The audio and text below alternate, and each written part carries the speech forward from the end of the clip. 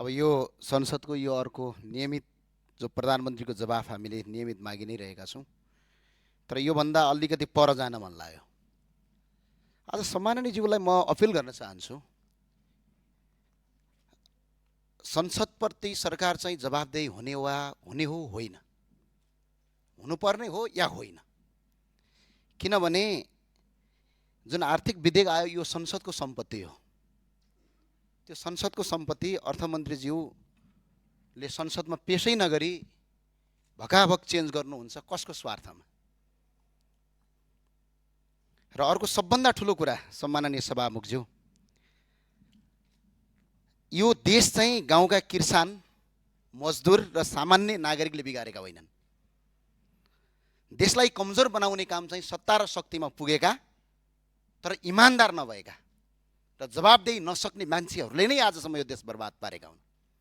आज म भन्न चाहन्छु, करका दर हेरफेर गर्ने, करका दर नियम गर्ने नियममा अहिले धेरै यहाँ अर्थमन्त्री भइसक्नु भएको मान्छे पनि हुनुहुन्छ, कसलाई थाहा हुन्छ?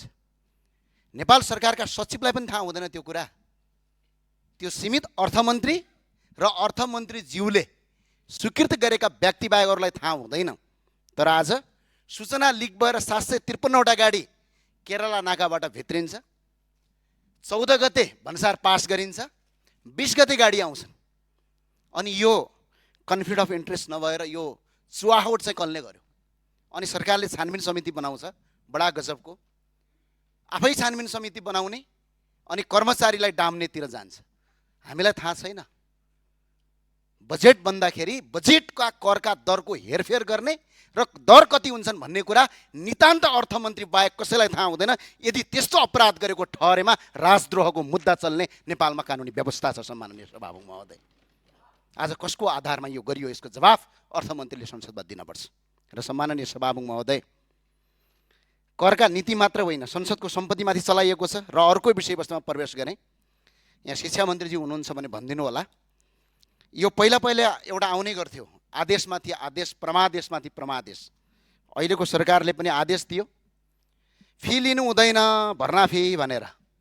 म आज यो देखाउन चाहन्छु, यो प्रत्येक विद्यालयको के गरेका छ। यहाँ नाम चेन, कसैले के भनेका छन्, यहाँ कसैले तपाईँको सहयोग रसिद, कहिले वार्षिक सहयोग, नाम चेन्ज गरेर भक्काभक फी लगेर तपाईँको देशभरि बर्बाद पारिएको छ। त्यो भएको हुनाले यो कार्यान्वयन गरियोस्। र अर्को सरकारलाई म जाँदा जाँदै भन्न चाहन्छु, सत्तापक्षका माननीयज्यूलाई सभामुख मार्फत भन्न चाहन्छु, म अलिकति पुरानो हो तपाईँहरूभन्दा, 1 वर्ष 1 कार्यकाल। पहिला पनि यस्तै हुन्थ्यो, सरकारका मन्त्रीले गलत गर्थे, आफै छानबिन समिति बनाउँथे र आफैलाई आफै निर्दोष साबित गर्थे। अनि बिचरा संसदमा ताली पट्काउँथे। जनता वाक्क भएर भदौ 23-24 भयो। तपाईँहरूलाई ध्यानमा राख्नुहोस्, देशका बहालवाला मन्त्री र देशको अर्थमन्त्रीमाथि छानबिन अर्थ मन्त्रालय होइन, संसदीय छानबिन समिति चाहिन्छ। त्यसबाट छानबिन गर्नुपर्छ हामी, किनभने यो सामान्य कुरा होइन। यो आज देशका अर्थ करका दरहरू हेरफेर गर्ने सूचना लिक गरेर आज कसरी आयो त्यो सूचना? त्यो सामान्य कुरा हो। अनि भन्सारको एउटा कर्मचारीलाई थाहा हुने कुरा हो त्यो? कसलाई थाहा हुन्छ? जम्मा 3 जना मान्छेलाई थाहा हुन्छ यो देशमा तपाईँको अर्थमन्त्री करका दरमा। एउटा अर्थमन्त्री, यदि चाहे भने अर्थ सचिव, यदि चाहेपछि राजस्व सचिव। यदि अर्थमन्त्रीले अनुमति दिनुभयो भने कसरी सूचना लिक भयो? यो ठुलो अपराध हो र सुशासनको आँटमा बनेको सरकार हो यो। यो सरकार र अहिले सरकारको जुन 182 सिट आएको छ, 181-82, तपाईँ हामीले कुनै काम गरिरहेको होइन। जनता वाक्क भएर सुशासन हुन्छ भनेर आएका हुन्। अहिले कुशासनको बाटोतिर नलाग्नुहोस्, म तपाईँलाई अपिल गर्न चाहन्छु। त्यही भए हुनाले सम्माननीय सभामुखज्यू, मन्त्रीमाथि छानबिन हुन्छ, पूर्व मन्त्रीमाथि आफै छानबिन गर्ने, आफै निर्दोष हो भन्ने, संसदीय छानबिन गरौँ न। पहिला प्रतिपक्षमा हुँदाखेरि हामीले मागेका थियौँ त, संसदीय छानबिन समिति गरौँ। अर्थमन्त्रीमाथि नितान्त छानबिन हुनुपर्छ। यो राजद्रोह, यस्तो गर्न पाइँदैन सम्माननीय सभामुखज्यू। म